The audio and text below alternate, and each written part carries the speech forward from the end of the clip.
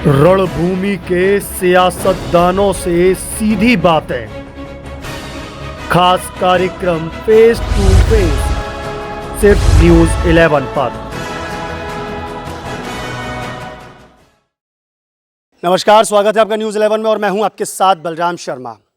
आज हम ward number 62 में एक ऐसे स्थान पर खड़े हुए हैं जहाँ से वृंदावन के ना जाने कितने लोग शिक्षा प्राप्त कर चुके होंगे। आज हम गोविंद देव पब्लिक स्कूल में खड़े हुए हैं और यहाँ हमारे साथ में वार्ड नंबर 62 से बीजेपी के प्रत्याशी डॉक्टर रूपन जी हमारे साथ में हैं। डॉक्टर साहब, पहले तो हम सभी को शुभकामनाएं दे रहे हैं, तो आपको भी तटस्थ होकर के हमारी शुभकामनाएं।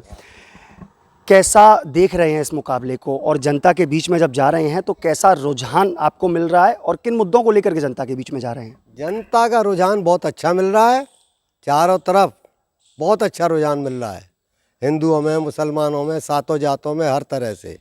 और मैं तो एक ये चुनाव जो लड़ रहा हूँ, चुनाव सिर्फ इसलिए लड़ रहा हूँ कि किसी भी तरह मेरे वार्ड का, इस वार्ड के साथ साथ और भी पूरे शहर में जितना भी मैं विकास करा सकूँ, उस विकास के लिए मैं चुनाव में उतरा हूँ। और मैं पूरी तरह से, हर तरह से मेरी जो मन की इच्छाएँ, सड़क टूटी पड़ी हैं, पानी की लाइनें टूटी पड़ी हैं, गलियाँ ये नाली टूटी पड़ी हुई हैं, पानी की प्रॉब्लम है, उन सबको सॉल्व कराना है। एक मेरा ये भी सपना है कि नगर निगम से अगर कहीं भी मुझे 1000-2000 गज जगह किसी भी तरह से, और जनता की सुविधा के लिए, हमारे वृंदावन के वैसे तो सभी वार्डों के लिए, नहीं तो ख़ास तौर से 62 नंबर वार्ड वालों के लिए उसमें एक खेल का मैदान बना है। बच्चे घूमें, बूढ़े घूमें, युवा घूमें, बैडमिंटन खेलें, मॉर्निंग वॉक करें आसपास में, इसके लिए मैं प्रयास करूंगा।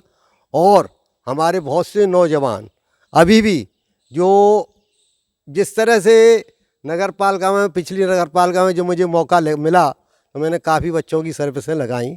अभी भी मैं जो भी बच्चे हैं और बेरोजगार हैं उनको भी कुछ न कुछ करने के लिए मेरे मन में लालसा है। अच्छा डॉक्टर साहब, यहाँ आप कहते हैं कि सड़क टूटी पड़ी हैं, पानी की लाइनें टूटी पड़ी हैं। पूर्व में आपके बीजेपी के पार्षद रहे थे, तो क्या उनके द्वारा कार्य नहीं हुए? उनके द्वारा कोई काम नहीं किया गया? उनके द्वारा कार्य तो हुए, लेकिन उनके द्वारा कार्य हुए, लेकिन कुछ कार्यों में कमी भी रह गई। और कुछ जैसे सड़क आज बन के चुकी, दूसरे तो उसमें 3 ट्रैक्टर चले गए उसके ऊपर होके, तो वो सड़क फिर यूँ की तो ही ख़राब हो गई। कभी कभी ऐसा भी होता है, आदमी बहुत से काम करते हैं, करने के बाद मालूम पड़ा कि 4 दिन बाद ट्रैक्टर से टूट गई, बैलगाड़ी से टूट गई, किसी भी तरह टूट गई। ये तो सर गुणवत्ता की कमी रही ना। ये तो इसका मतलब जब एक सड़क बनाई गई है, सीसी रोड या इंटरलॉकिंग रोड बनाई गई है, और उसमें अगर कोई ट्रक निकल जाता है और वो धंस जाती है, तो ये तो गुणवत्ता की कमी रही, नगर निगम की गुणवत्ता की कमी रही। गुणवत्ता के साथ साथ ऐसा है, कभी कभी ऐसा होता है कि आप कितनी भी सॉलिड चीज़ बना लीजिए, लेकिन हर आदमी को उस समय ये लगता है कि हम तुरंत अभी निकलेंगे 2 घंटे बाद ही। फिर वो ये नहीं देखता है बांस-बल्ली को हटा के, बैरिकेडिंग को हटा के और तुरंत निकलता है। अब कितनी भी सॉलिड चीज़ है वो टूट जाती है। फिर ऐसे में फिर आप कैसे विकास करा पाएंगे? जब आप कहते हैं कि वो जो इतनी जल्दी हड़बड़ाहट रहती है लोगों को, तो ऐसे में फिर आप कैसे टिका पाएंगे उन चीज़ों को? तो इस तरह से कराएंगे कि पूरी सॉलिड के हिसाब से कोई निकल ही नहीं पाए। 2 दिन के लिए जनता परेशान रहेगी, कोई दिक्कत नहीं है। 2 दिन बाद वही जनता कहेगी कि 2 दिन तो हमने बहुत परेशानी झेली, लेकिन अब हमारी सड़क बहुत अच्छी है, हमारी पानी की लाइन बहुत अच्छी है, अब हमको जो बहुत अच्छा मिल रहा है। देखिए, यही एक कहते हैं कि अनुभवी बहुत ज़्यादा होना चाहिए, क्योंकि देखिए जिस तरीके से वो बताते हैं कि हमारे जो बीजेपी के पूर्व पार्षद थे, वह पार्षद के द्वारा कार्य तो कराए गए, लेकिन वहाँ उसकी या तो गुणवत्ता अच्छी नहीं थी, या फिर वो कहते हैं कि वहाँ लोगों का आवागमन इतना रहता है, लोग हटा करके उस बैरिकेडिंगों को और चले जाते हैं तो रोड ख़राब हो जाती है। ऐसे में वो कहते हैं मेरा अनुभव इतना है कि मैं उस रोड को 2 दिन के लिए ब्लॉक कर दूंगा, जो कि वो अनुभव उनके पास में नहीं था जो पूर्व में पार्षद रह चुके हैं। वैसे तो ऐसे, मतलब मैं कहूँ एक शब्द में अगर कहना चाहूँ तो ऐसे नौसिखियों को टिकट देते ही क्यों हैं, चुनाव लड़ाते ही क्यों हैं, ऐसा क्या होता है भाई साहब? हाँ, ये जो है थोड़ा उनकी अनुभव की कमी रही, ये मैं मानता हूँ इस बात को। और मैं तो करीब ये समझ लीजिए सन 85 से राजनीति में हूँ, और 85 राजनीति में पूर्व में भी नगर अध्यक्ष भी रहा हूँ, सभासद भी रहा हूँ, और ज़िले कमेटी में भी बहुत बार रहा हूँ। तो कभी कभी ऐसा हो जाता है, कोई कोशिश तो ये करता है कि मैं पूरे मन से और अनुभव के साथ काम करूं, कुछ कमियां रह जाती हैं उनको सुधार किया जाए जनता के लिए, क्योंकि देखिए ये बिजली, पानी, सड़क, सफाई, ये तो जनता की मूलभूत सुविधाएं हैं, इनको तो आप देंगे ही देंगे, या अन्य कोई पार्षद रहेगा वो भी रहेंगे, लेकिन अन्य अन्य क्या रहेंगी मुद्दे? शिक्षा के बारे में भी सोचा है, रोजगार के बारे में भी सोचा है। अब बहुत सी बातें ऐसी हैं जो तो चुनाव के बाद आएंगी सामने, है ना। अभी चुनाव से छिपा के रख रखा है। चुनाव से पहले हवाई किले नहीं बनाने चाहिए, जो सत्यता है वो बतानी चाहिए।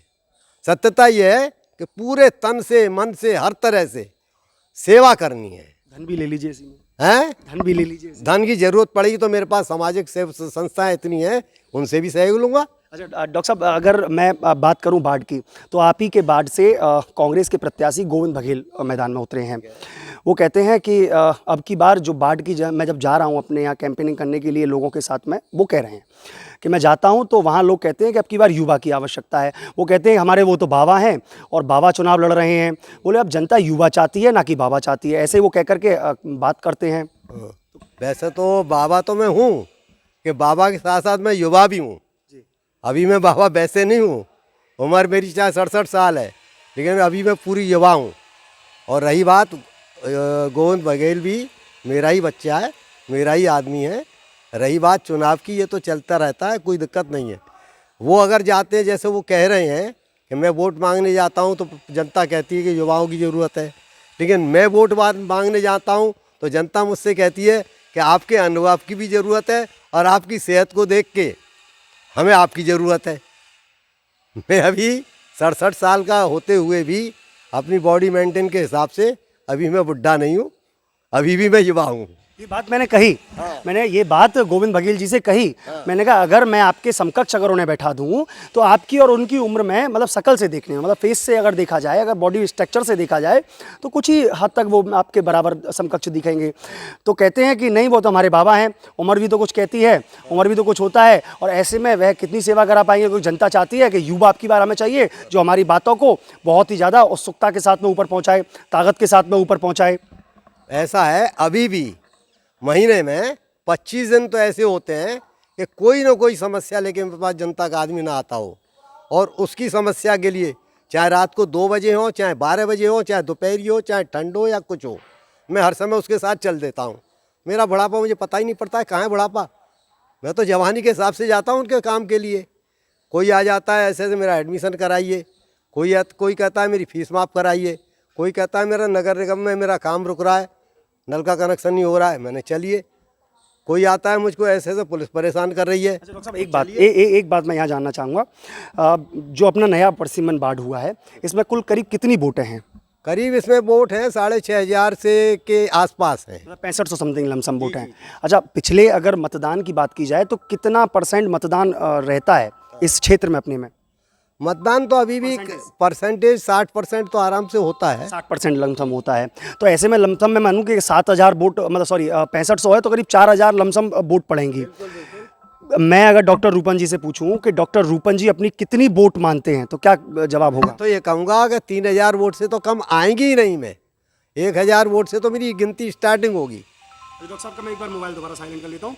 डॉक्टर साहब, लेकिन आप कहते हैं कि मैं 3000 से मेरी गिनती स्टार्ट होगी, 1000 से गिनती स्टार्ट होगी और 3000 तक मैं वोट लेकर के आऊँगा। बिल्कुल, और ज़्यादा ही आएंगे। और इसी में अगर मैं गोविंद जी से पूछता हूं तो गोविंद जी कहते हैं कि मैं 2500 वोट ले आऊँगा। अब साहब 5-4 वोट पड़ रही हैं, 3000 का दावा आप कर रहे हैं, 2500 का वो कर रहे हैं, तो सर ये तो 7,500 समथिंग वोट हो गई, 5-5,500। एक बात बताइए, मैंने कहा 1000 से स्टार्टिंग होगी मेरी, और जीत कितने से होगी ये आपके सबके सामने आ जाएगी। सर स्टार्टिंग का मतलब क्या है? मतलब जो अफवाहें हैं, जो कांग्रेस कहती है कि ईवीएम पहले से ही इन पे सिद्ध है, क्या ये कोई एक स्टार्टिंग है? ऐसा कुछ नहीं है। मैं ये कह रहा हूँ कि ये तो सामने आ जाएगा, प्रचंड जीत होगी, प्रचंड जीत, प्रचंड जीत। अब मैं ये कहूँ कि 1000, 2000, 2500, 3000 इन चीज़ों में उलझने से कोई फ़ायदा नहीं है। वो तो जितना वोटिंग होगी, हाँ मुझको ये मालूम पड़ जाएगी कि इतने परसेंटेज वोटिंग हुई है, उस समय ये बता दूंगा कि इतने वोट से मैं भी जीत रहा हूँ। जीत मेरी सुनिश्चित है, सुनिश्चित है, सुनिश्चित है। डॉक्टर साहब, मेरा एक सवाल आपसे है। आप कह रहे हैं कि मेरा ये बहुत लंबा क्षेत्र हो जाता है। ऐसे में जो पूर्व आपके पार्षद रह चुके हैं बीजेपी से, उनकी अगर व्यवस्थाओं की बात करें, चाहे वो सफाई हो, चाहे वह गंदगी का अंबार हो, वो अपने इस वाले क्षेत्र में बहुत ज़्यादा दिखाई देता है। और सबसे बड़ी बात, दो चीज़ें इस पूरे क्षेत्र में सबसे ज़्यादा महत्वपूर्ण रखती हैं। जाम की समस्या सबसे ज़्यादा इस क्षेत्र में दिखाई देती है, क्योंकि ये क्षेत्र हृदय स्थल है, मतलब एंट्री गेट तो यही है। अटला चुंगी जो क्षेत्र है वो एंट्री गेट है, एंट्री गेट पे ही जाम की सामना लोगों को करना पड़ता है। दूसरा, वृंदावन में सबसे बड़ी समस्या बंदरों की है। क्या ये दोनों चीज़ें भी आपने अपने उस मेन्यू सूची में रखी हैं? मैंने दोनों चीज़ें अपने मैप बना के रख रखा है, जाम की समस्या के लिए भी, उसको भी समय आने पे रखूँगा निगम में। बंदरों की समस्या की बात है तो सब मिलकर करेंगे, लेकिन ये जाम की समस्या के लिए मैंने मैप बनाया है और वो मेरी गारंटी है, उस मैप के हिसाब से कोई जाम नहीं लग पाएगा। ये भी मैंने बना रखा है। तो वाकई में फिर मैं एक बार दोबारा दोहरा लेता हूँ सर, कितनी वोट हैं डॉक्टर रूपन के पल्ले में? देखिए ऐसा है, ये तो जनता आपको अपने आप दिखा देगी। पर मुझे दोबारा देखिए, आपने जो बताया वो मुझे दोहरा दीजिए। देखिए 6500 आप वोट बताते हैं, 60% उसमें से मतदान होगा, तो निकलती हैं करीब 4000 वोट। 4000 में तो कहते हैं 60% पोलिंग होता है, तो 50% में मैं हूँ, 10% में कोई भी हो। तो देखिए, अब वो कहते हैं 10%, तो भाई साहब जमानत भी नहीं बचा पाएंगे, ऐसे कैसे कह रहे हैं आप? ये तो मैं अरे अपना विश्वास है मुझे, पूरा जनता मुझे समर्थन दे रही है। 10% केवल 10% ही देंगे उनको?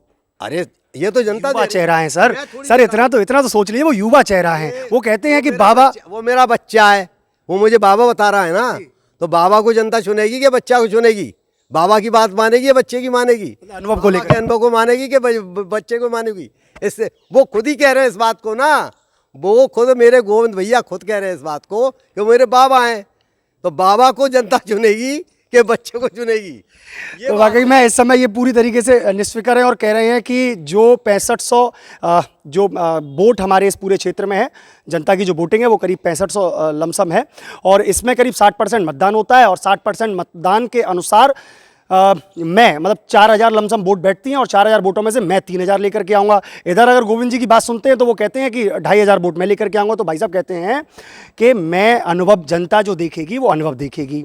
वो गोविंद जी खुद कहते हैं कि हमारे बाबा की उम्र के हैं, तो बाबा की उम्र के हैं, तो वो कहते हैं कि जब जनता को पता है, उन्होंने कह ही दिया है कि मेरी बाबा की उम्र के हैं, तो जनता बच्चा को क्यों चुनेगी, बाबा को चुनेगी। मैं इस पूरे क्षेत्र में जो क्षेत्रफल है वो बढ़ा है, और बढ़ने के साथ साथ में काफ़ी सारा क्षेत्रफल ये बहुत दूरी तक पहुँच गया है। कैलाश नगर से अगर स्टार्ट करें, और कैलाश नगर से लेकर के और यहाँ जिस जगह हम गोविंद देव मंदिर पर खड़े हुए हैं, यहाँ तक का ये पूरा बाढ़ आता है। तो ऐसे में ये टक्कर कांटे की होने वाली है।